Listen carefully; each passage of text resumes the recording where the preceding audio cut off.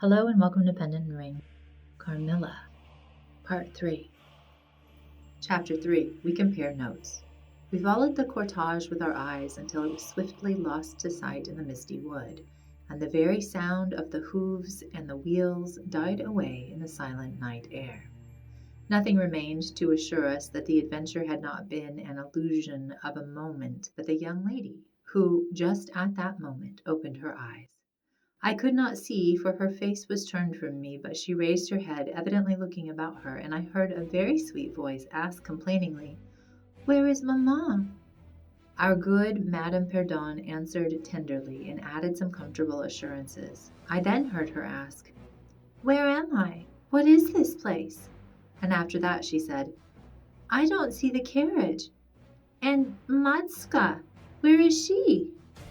Madame answered all her questions in so far as she understood them, and gradually the young lady remembered how the misadventure came about, and was glad to hear that no one in or in attendance on the carriage was hurt, and on learning that her mamma had left her there till her return in about 3 months, she wept. I was going to add my consolations to those of Madame Pendant when Mademoiselle de La Fontaine placed her hand upon mine, saying, "Don't approach. One at a time is as much as she can at present converse with. A very little excitement would possibly overpower her now. As soon as she is comfortably in bed, I thought, I will run up to her room and see her." My father, in the meantime, had sent a servant on horseback for the physician, who lived about 2 leagues away, and a bedroom was being prepared for the young lady's reception. The stranger now rose, and leaning on Madame's arm, walked slowly over the drawbridge and into the castle gate. In the hall, servants waited to receive her, and she was conducted forthwith to her room. The room we usually sat in as our drawing room is long, having 4 windows that looked over the moat and drawbridge upon the forest scene I have just described. It is furnished in old carved oak, with large carved cabinets, and the chairs are cushioned with crimson Utrecht velvet.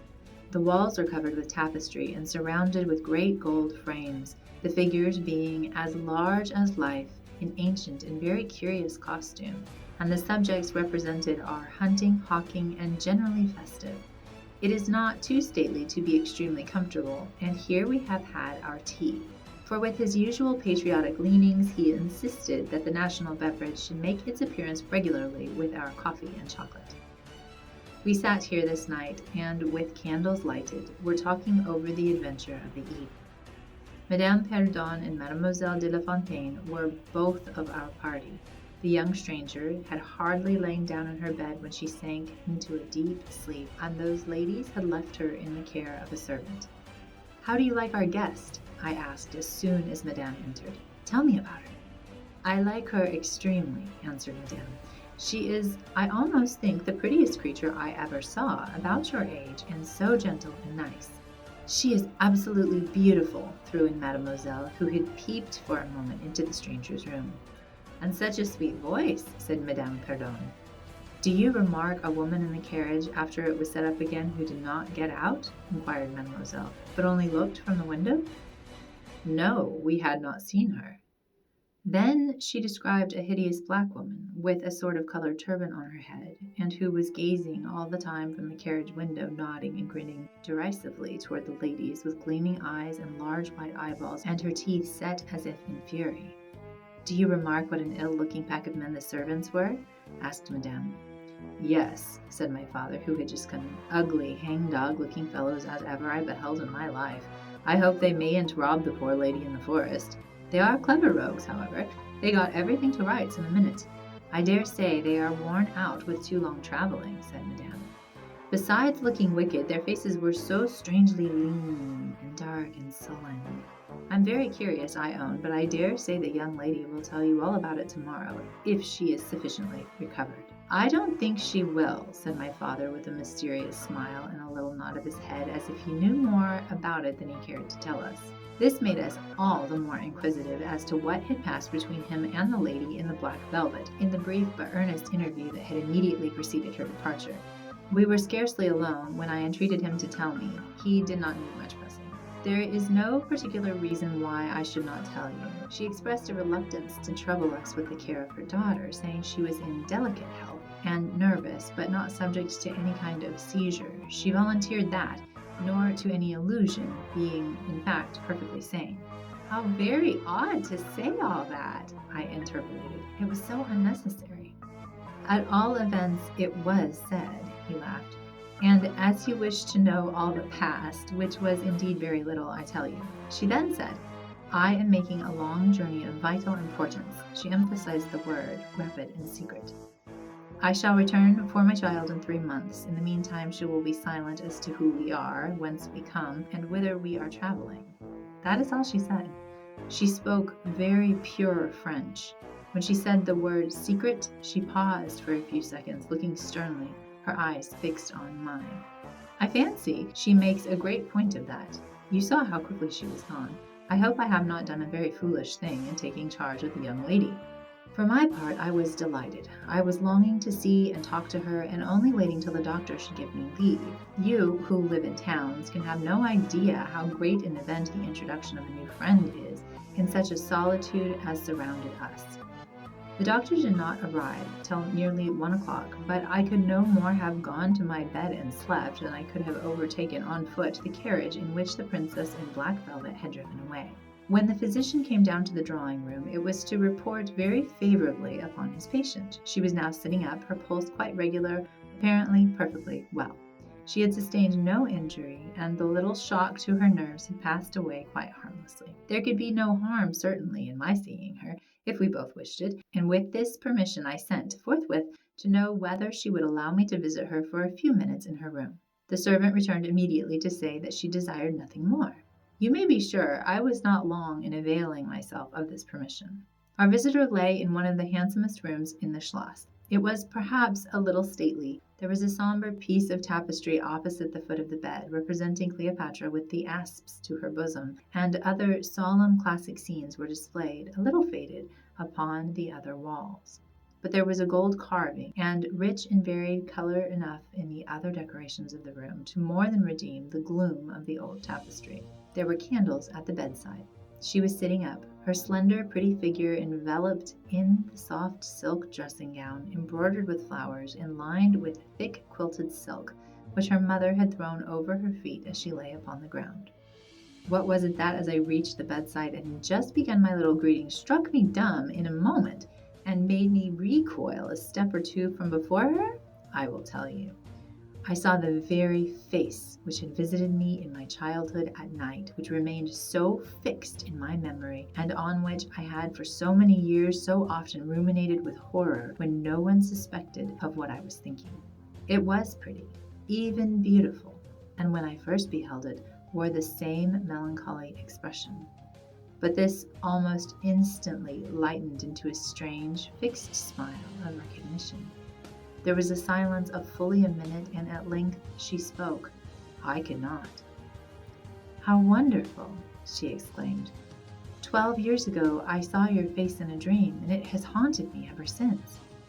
Wonderful indeed, I repeated, overcoming with an effort the horror that I had for a time suspended my utterances. 12 years ago, in vision or reality, I certainly saw you. I could not forget your face. It has remained before my eyes ever since. Her smile had softened.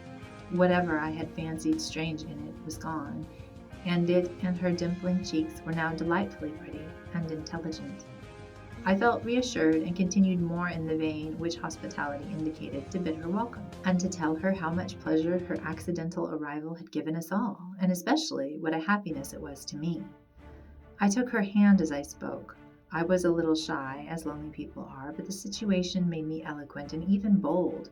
She pressed my hand, she laid hers upon it, and her eyes glowed, as looking hastily into mine, she smiled again and blushed. She answered my welcome very prettily. I sat down beside her, still wondering, and she said, I must tell you my vision about you. It is so very strange that you and I should have had each of the other so vivid a dream, that each should have seen I you and you me, looking as we do now, when of course we were both mere children. I was a child, about 6 years old, and I awoke from a confused and troubled dream and found myself in a room, unlike my nursery, wainscoted clumsily in some dark wood, and with cupboards and bedsteads and chairs and benches placed about it. The beds were, I thought, all empty, and the room itself without anyone but myself in it. And after looking about me for some time and admiring especially an iron candlestick with 2 branches, which I should certainly know again, crept under one of the beds to reach the window. But as I got from under the bed, I heard someone crying, and looking up while I was still upon my knees, I saw you, most assuredly you, as I see you now, a beautiful young lady with golden hair and large blue eyes and lips, your lips, you as you are here. Your looks won me. I climbed on the bed and put my arms about you, and I think we both fell asleep. I was aroused by a scream. You were sitting up screaming. I was frightened and slipped down upon the ground, and it seemed to me lost consciousness for a moment. And when I came to myself, I was again in my nursery at home. Your face I have never forgotten since. I could not be misled by some mere resemblance. You are the lady whom I saw then. It was now my turn to relate my corresponding vision, which I did, to the undisguised wonder of my new acquaintance. I don't know which should be most afraid of the other, she said, again smiling. If you were less pretty, I think I should be very much afraid of you, but being as you are, and you and I both so young, I feel only that I have made your acquaintance 12 years ago, and have already a right to your intimacy. At all events, it does seem as if we were destined, from our earliest childhood, to be friends.